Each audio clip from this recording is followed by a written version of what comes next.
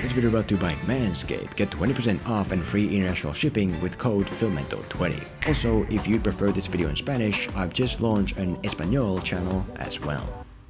But I do wonder, when you could force America to send you to any universe you want, why take her power for your own?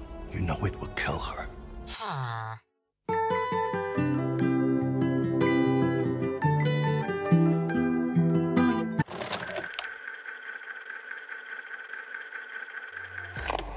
Doctor Strange in the Multiverse of Madness is the next step from Marvel further into the multiverse concept, where Doctor Strange needs to protect this young dimensional traveler America Chavez because Wanda wants to kill her and take her powers for reasons you know if you bought the Mickey Mouse DLC. I just want my boys. Who? And in terms of a lot of things, this movie is a cool breath of fresh air. Not only is the visual side crookedly fascinating, but the creepy director-born atmosphere also makes this the first real MCU horror movie, which is a great change of pace. But at the same time, once you get past the director side of things, you can also find a side that more so brings this movie down, the writing side. There are positive aspects to talk about here as well, like a really rewarding payoff 90 minutes in the making, but in terms of the writing issues, a big bulk of them seem to center around the hero turned villain, Wanda Maximoff. One example of these Wanda writing problems being that her strength as an antagonist seems to originate mostly from the fact that everyone else is suddenly weak and useless. When Wanda attacks an army of wizards, the wizards just shoot her with arrows and a cannon for some reason. When she goes head to head with Doctor Strange, he doesn't go sicko mode like he did against Thanos, he barely ever does anything.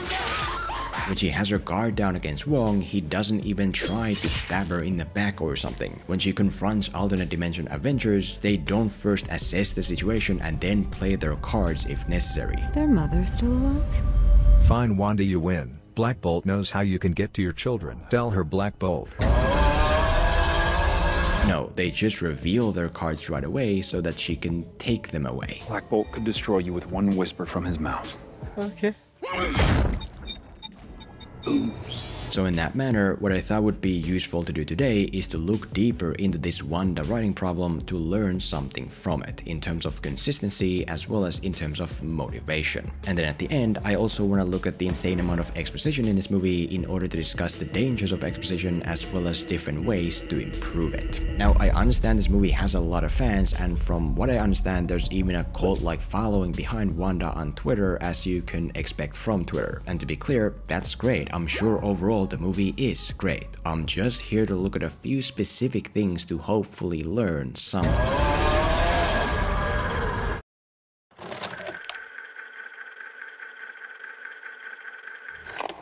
One key Wanda problem here is the fact that she's a yo-yo villain, a villain who snaps back and forth in terms of should she be taken seriously or not. To explain what I mean with this, look at the beginning, where Doctor Strange fights a monster hunting America Chavez because of her dimensional travel powers, and then he goes to ask Wanda for help in protecting her. Turns out that Wanda's not exactly the right person to ask. We've taken her to Convertage and... What if you brought America here? You never told me her name, did you? No.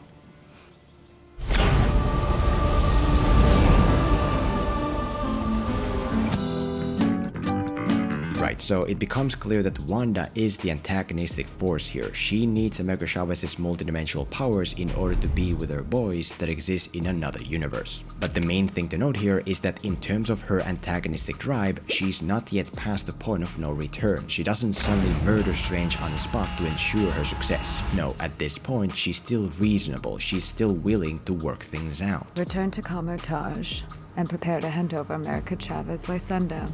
Peacefully. And when Wanda ultimately arrives at the Wizard HQ, she gives Strange one last chance at a peaceful solution, which he refuses. Do not dare to enter these sacred grounds. And then, so much for that, Wanda goes sicko mode.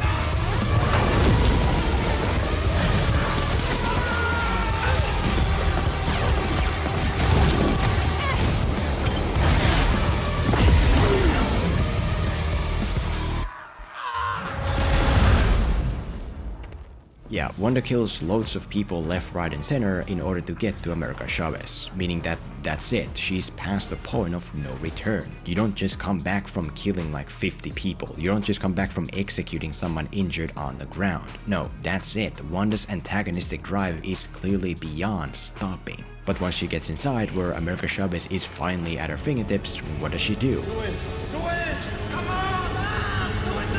She stops. She stops to explain her version of the story. She doesn't kill or even permanently injure Strange or Wong to ensure success, but just tosses them aside.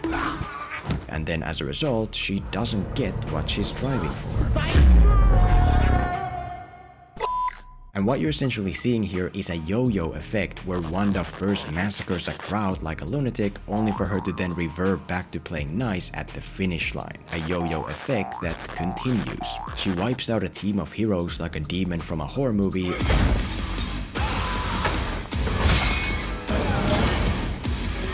only for her to then just once again let Strange and her girlfriend go instead of ensuring success. She finally gets a chance to drain America Chavez's powers, which based on what we've seen should take a matter of seconds, only for her to not drain her powers for like 60 minutes of runtime as if she's just waiting for Strange to show up to stop her. You know, Wanda's actions get so inconsistently unclear that the audience can't be sure whether to really take her as a real serious antagonistic threat like the movie presents her. Is she driving the plot or is the plot driving her? Is she truly beyond the point of no return or not?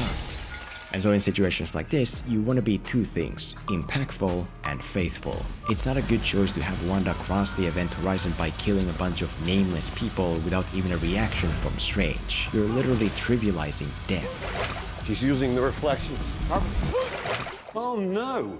Anyway, last week... If you want to make a big deal out of the fact that Wanda crosses the line, then do that. Make it happen through her killing someone meaningful. I just want my boys. And then sell it with a look from Strange that says, holy sh*, Wanda just killed that person. Make her transition over the point of no return clear to the audience. And also, once you cross that point, you have to remain faithful to it. It is fine to have Wanda change at the end, but you can't keep snapping back and forth just because the plot demands it. You can't keep calling your own bluff. If you establish Wanda as an unstopping force willing to go to any lengths to succeed, and then you don't commit to it, the audience can't commit to it either. I warned you. Shut your mouth, you'll do nothing. You'll do nothing. I'm sorry, little one. Shut your mouth, you'll do nothing. You'll do... If the plot isn't yet ready for Wanda to be past Event Horizon, then don't yet establish her to be that way. Don't trivialize things like death. Either she is ready to do anything to succeed, or she isn't. Because if you make your antagonistic force into a yo-yo whose actions depend on whatever in the moment is necessitated by the plot, you don't have an antagonistic force. You have a slave-like construct of the plot.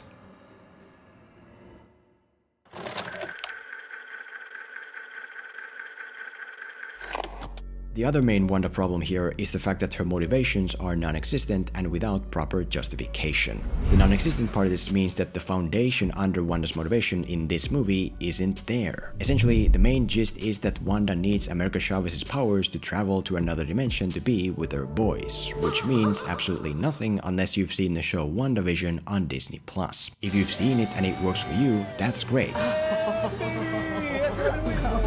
But general audiences are usually on the opposite end. A great example I saw being this big YouTuber KSI, who from what I understand very much represents the casual movie-going audience. So I put, am I the only one that felt absolutely lost when they watched Doctor Strange, Multiverse of Madness? Didn't know I needed to do homework to enjoy movies. And I just get punished for not watching WandaVision. I'm watching Doctor Strange and I'm like, why is Wanda bad now? Why is she pissed off? Where did these two kids come from? Right, so cinematic universe aside, if you don't make it clear in the context of the movie why we should care about Wanda's connection with her boys, we're not going to care. But instead of just saying the problem out loud, what can you actually do in a situation like this? Well, the key thing is to make Wanda's motivation understandable to the point of being even somewhat relatable. What we have here currently is the fact that in the beginning she has a dream of her boys, which by the rules of this movie means that it's reality. Dreams are windows into the lives of our multiversal selves. They don't exist. Oh, but they do. In every other universe.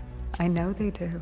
Because I dream of them. But the thing is, dreams aren't anything special. We all have them every now and then. They alone aren't enough to lay foundation for action. Imagine if Thanos was trying to erase half the universe just because he saw himself do it in a dream. Like, no, that's not a thing, no matter how many times you say it out loud. Go to one practice with my boys. What would be a thing is, for example, addiction. Instead of showing Wanda have one dream of her boys at the start, what if you take the concept of dream walking from later on and move that to the start? What if in the beginning we learned that for a while now Wanda's been fighting loneliness by dream walking as herself in another universe to play mom, to a point where it's become a drug that she can't break free from? Of course there'd still be the question of why does she have boys in another universe, but at least now it'd be less about the boys and more about the addiction itself. No matter the drug, we all understand getting hooked on something to ease the pain of something. We all understand growing numb to that hook to a point where it's not enough anymore and so you need the next level thing. That's a universal concept that doesn't require prior viewing. I'm not saying addiction is the right answer here, but I am trying to highlight how there's always many different ways to lay that motivational foundation in the context of the movie.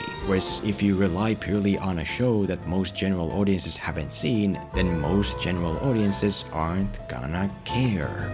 The justification part of this means that even if the motivational foundation was properly laid, the way Wanda ultimately goes about it still doesn't hold water. Because when it comes to her plan of killing America Chavez to get to be with her boys, there's a good question to be asked. You could force America to send you to any universe you want. Why take her power for your own? You know it will kill her. Exactly, there's a very simple and harmless solution to this, but the movie's justification as to why that can't be is... What if they get sick?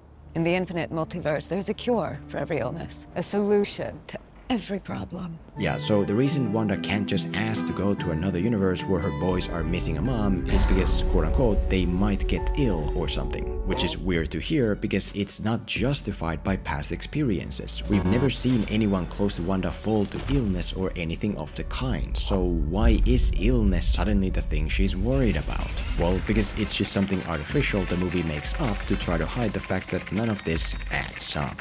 Point is, character motivations need to be established in the context of the movie, and the justifications behind them need to be guided by past experiences to make them airtight. Show in the movie why we should care about Wanda trying to reach her boys. Show in the movie her starting to lose someone to illness. Don't just repeatedly say boys and illness out loud as if that's gonna magically do something.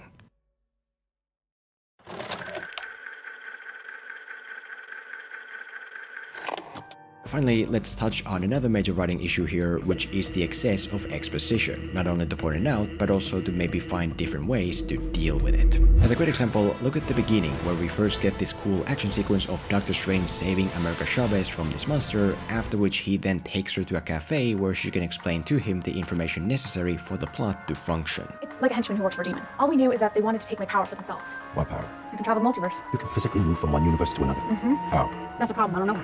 It only happens when I'm really, really afraid. You just need this magical book of pure good that gives the sorcerer whatever they need to get the job. Book of the Shanty? One way to make this boring cafe exposition less boring is to do it like Spielberg and Cameron, which is to combine. Instead of first having a scene that is purely action and then a scene that is purely information, what if you combine them into one? What if you have America deliver the necessary information to Strange in the midst of the exciting action sequence? What power? You can travel the multiverse.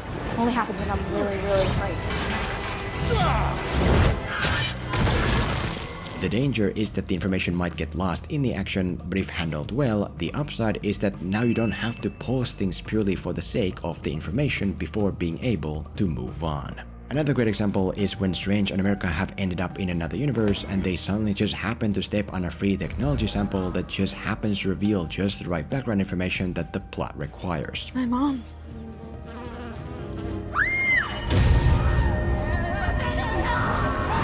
I killed her. To the movie's credit, it is trying to hide the information under circumstance, as in, you know, it's not traditional exposition, it's born out of something, which can be useful, but here unfortunately so contrived and forced that the only audience it fools is the kind that is deaf as well as blind. All others, they just feel like the movie thinks they're idiots. First time that you opened a portal. I does it matter?